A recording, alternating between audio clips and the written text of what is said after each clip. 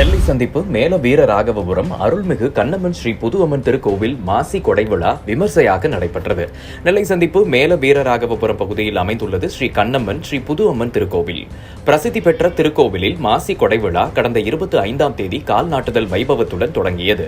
தினமும் பல்வேறு சிறப்பு பூஜைகள் நடத்தப்பட்ட நிலையில் நேற்றைய தினம் கொடைவிழா மாகாப்பு பூஜைகளுடன் தொடங்கியது. தொடர்ந்து இன்றைய தினம் காலை கணபதி ஹோமம், பால்குடம் எடுத்து வருதல் உள்ளிட்ட சிறப்பு பூஜைகள் நடத்தப்பட்டன. ஸ்ரீ கண்ணம்மன் ஸ்ரீ புதுவம்மனுக்கு சிறப்பு அபிஷேகமும் மாலையில் அம்பாளுக்கு சிறப்பு அலங்கார தீபாராதனையும் நடைபெற்றது.